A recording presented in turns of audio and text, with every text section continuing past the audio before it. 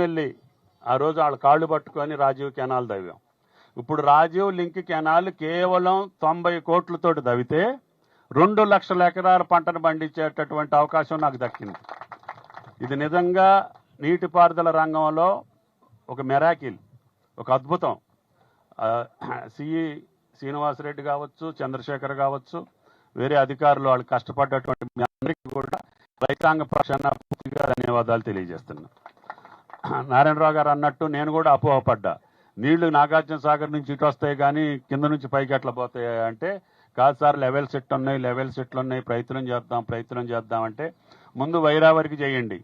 వైరావరికి చేస్తే 1,30,000 ఎకరాలు అక్కడి నుంచి కింద పండుతుంది. వైరా రిజర్వాయర్లో ఉన్న మంచినీటి పథకాలు నడుస్తాయి, లంకా సాగర్లో ఉన్న మంచినీటి పథకాలు నడుస్తాయి. పంటలు వేసుకున్న పంటలను ఎట్లా కాపాడాలో కొంచెం చూడండి. ఆరుతడి పంటలు వేయండి. కలెక్టర్ గారు చెప్పినట్టుగా చిరుధాన్యాలు వేసుకోండి, పప్పు ధాన్యాలు వేసుకోండి, నూనె గింజలు వేసుకోండి. తక్కువ సమయంలో తక్కువ నీటితోటి ఆదాయం వచ్చే పంటలు చాలా ఉన్నాయి కాబట్టి అటువంటి వాటిని సాగు చేయండి అని చెప్పి గత 3 నెలలుగా ఏప్రిల్ మాసం నుంచి రైతు వేదికల ద్వారా, గ్రామ సభల ద్వారా వ్యవసాయ శాఖ ఊరూరికి తిరిగి రైతుకి చెప్తున్నాం. అయినా కానీ మన పాత అలవాట్లో వీళ్ళంతే చెప్తారులే, ఆగస్టులో కురుస్తాయి వానలు, సెప్టెంబర్లో కురుస్తాయి, మేము వరే వేస్తాము అంటే వేయొద్దని కాదు నేను చెప్పేది. వేస్తే వచ్చే ఇబ్బందులు ముందే గ్రహించి ప్రపంచవ్యాప్తంగా జరిగే ఈ ఉపద్రవం ఇది ప్రకృతి వైపరీత్యం, దీన్ని ఎవరూ మనం ఆపలేం. 1877లో ఇటువంటిది ఒకటి వచ్చింది. అప్పుడు కొన్ని లక్షల మంది ఆకలి సావులు చచ్చారు. భారతదేశంలో కూడా జరిగిందని చెప్పి మన చరిత్ర చెబుతుంది. అంతకంటే సీరియస్ అని చెప్పి ఈనాడు వాతావరణ నిపుణులు చెప్తున్నారు. 1877లో వచ్చినటువంటి ఎలినో కంటే, కరువు కంటే ఇది 4 సంవత్సరాలు ఉంటుంది, ఈ సంవత్సరంతో పోదు. అందుకనే అధికారులు మామూలుగా 3 నెలలకి మంచినీళ్ళు ఇస్తాం, 2 నెలలకు సాగునీళ్ళు ఇస్తామంటే అది మన చేతిలో లేని పని. వాతావరణమే మొత్తం పసిఫిక్ మహాసముద్రమే అగ్నిగుండమై కూర్చుంది. వచ్చే నైరుతి ఋతుపవనాలు అన్నింటినీ కూడా పక్కకు నెట్టేస్తుంది. నిన్న మొన్న ఐఓడి అని చెప్పి ఇండియన్ ఓషన్లో డైపోల్ ఒకటి ఏర్పడి ఆ యొక్క వేడి గాలులను రాకుండా కొంచెం నిలుపుదల చేస్తుంది. ఇంకా ఎలీనో బలపడల, మోడరేట్ స్థాయిలో ఉంది. ఆగస్టులో సెప్టెంబర్లో కూడా ఇది బలపడే స్థితికి వచ్చింది.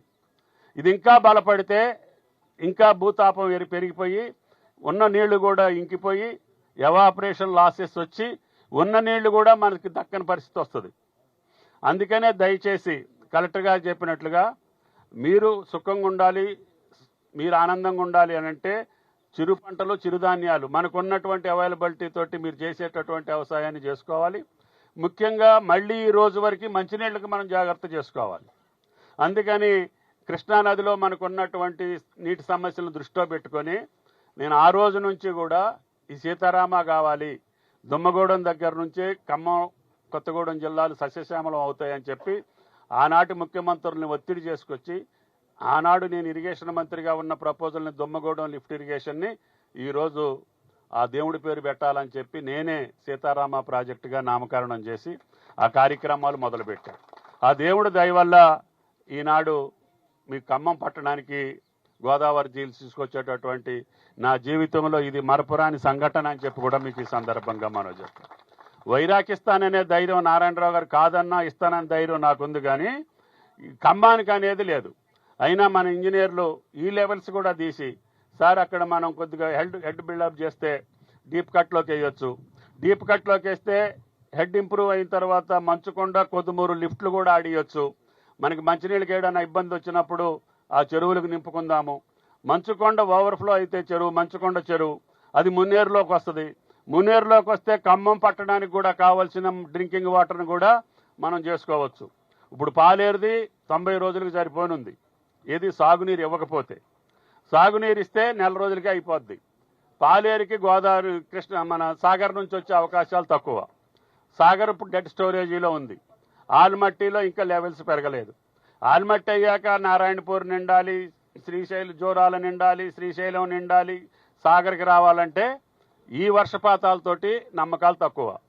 అందుకనే ఇంజనీర్లు చెప్పిన దాన్ని నిన్న కలెక్టర్ గారు రివ్యూ మీటింగ్లో మనం ఆలోచన చేసి ఒకవేళ అవసరమైతే ఒక లిఫ్ట్ అన్నా పెడదామని చెప్పి ప్రయత్నం చేశాం.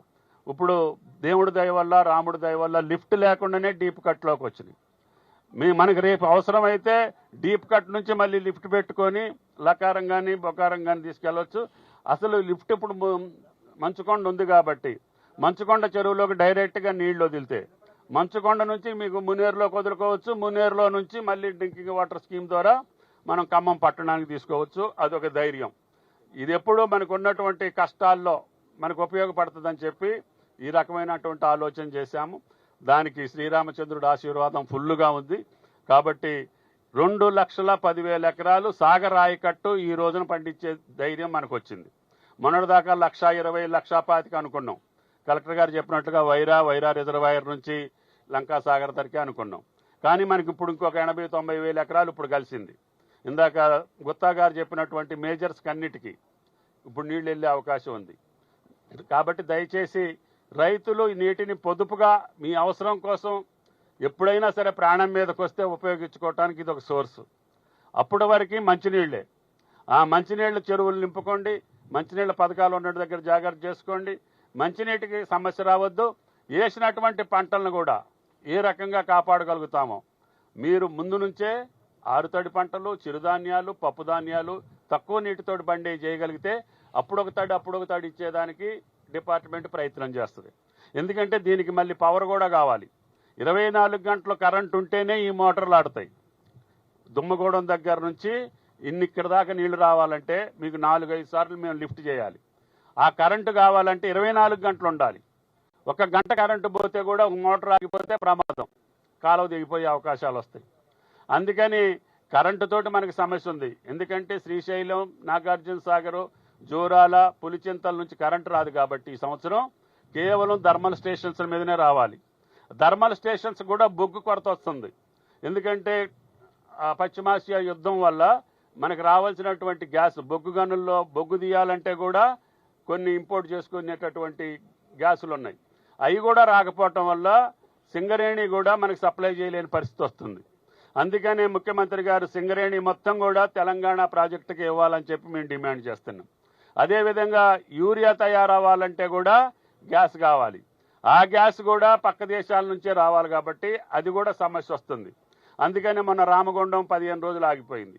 మళ్ళీ మొన్న ఒక రోజు వదిలారు, మళ్ళీ ట్రంప్ గారు మళ్ళీ బాంబులు వేశారు. వీటి వల్ల యూరియా తయారయ్యే ఫ్యాక్టరీ ఆగిపోతుంది. అట్లాగే యుద్ధం జరిగితే ఓడ రావాలి. ఓడ రాకపోతే మన దగ్గరకు రాదు. ఓడ వస్తే అక్కడి నుంచి రైలు రావాలి. ఓడరేవు నుంచి రైలు వస్తే రైల్వే స్టేషన్ నుంచి లారీ రావాలి. లారీ లేకపోతే అమాలి రావాలి. ఇన్ని లింకులు ఉన్నాయి యూరియా కట్టలు మీకు రావాలంటే. అందుకని నిరుడే ఈ సంవత్సరానికి సరిపోని కూడా తీసి దాచుకున్నారు మీరందరూ. అంత దౌర్భాగ్యంగా రాజకీయ విమర్శలు చేసేటటువంటి వ్యక్తులను మీరు పక్కన పెట్టి వాస్తవాలు మీకు మా అందరికంటే మీరు తెలివి కల్లోళ్ళు. ఏం చేయాలో, ఎప్పుడు చేయాలో, ఎట్లా చేయాలో రైతులకు తెలిసినంత ఈ దేశంలో ఎవడికి తెలియదు. అది నాకు తెలుసు. కాబట్టి దాన్ని గమనించుకొని ఈ నీటిని జాగ్రత్తగా పొదుపుగా వాడుకోవాలి. కలెక్టర్ గారికి విజ్ఞప్తి, మీరు వచ్చేటటువంటి విబీజీ రామ్జీ పనులన్నీ కూడా పంట కాలువల కోసం, సాగర కాలువలో ఉన్నటువంటి చిన్న చిన్న పనుల కోసం, ఈ యొక్క బుష్ క్లియరెన్స్ కావచ్చు, బ్యాంకింగ్ ఎక్కడైనా పోతే బ్యాంకింగ్ కోసం కావచ్చు, ఎక్కడ అవసరమైతే అక్కడ ఎన్ఎస్పి ఆయకట్లో నీళ్లు, ఇది కొనుక్కొచ్చే నీళ్లు, పాదరసం, ఈ నీళ్లు కాదు, 4 సార్లు లిఫ్ట్ చేసి ఇక్కడికి వేస్తున్నాం. ఈ నీటిని ఎంత జాగ్రత్తగా త్వరగా తీసుకెళ్లి ఆయన పొలంలో పెట్టాలి, ఆయన మంచినీళ్ళకి ఇవ్వాలి. కాబట్టి కాలువలలో ఎక్కడ అబ్స్ట్రక్షన్స్ లేకుండా, అడ్డాలు లేకుండా దయచేసి మీ యొక్క ఉపాధి హామీ నిన్నటి నుంచే మీరు శాంక్షన్ చేయొచ్చు. ఈ పాత పద్ధతుల్లో కాకుండా ఆ చెరువు కట్టమ్మట మట్టి తీసేది, అక్కడే పెట్టేది, మళ్ళీ అమ్మటే వచ్చేది, డబ్బులు అయిపోతున్నాయి కానీ మీకు పనులు అవ్వట్లేదు. మొక్కలు వేసేది కూడా ఏం మొక్కలు వేయాలి, ఎక్కడ వేయాలి. మీరు వర్షాకాలంలో మొక్కలు వేసేది ఇప్పుడు 10 సంవత్సరాలు బట్టి చూస్తున్నా, రోజు ఏటా వేస్తున్నారు కానీ నాకు మొక్కలు కనపడవు. సర్వైవల్టీ ఏంటి, బాధ్యత ఏంటి, అసలు ఏం మొక్కలు వేస్తున్నాం. ఊరు బయట ఫ్రూట్ బేరింగ్స్ వేయొచ్చు. ఈ తురాయి గాలి దొంగల ముందే మచిలీపట్నం తుఫాన్ లెక్క ముందే పడిపోతాయి. అయ్యొక కథ. కరెంటు తీగల కింద వేస్తున్నారు, మళ్ళీ కొట్టేవాడికి ఒక ఖర్చు. ఆ కరెంటు తీగల కింద కానుగా చిన్న చెట్లు వేసుకోవచ్చు. కరెంటు తీగలు లేని కాడ ఫ్రూట్ బేరింగ్స్ వేసి పెద్ద చెట్లు వేసుకోవచ్చు. కాబట్టి నేను వచ్చిన కలెక్టర్లకు అందరికీ పాఠం చెప్పినట్టు చెప్తున్నా, కానీ దేర్ ఈజ్ నో చేంజ్.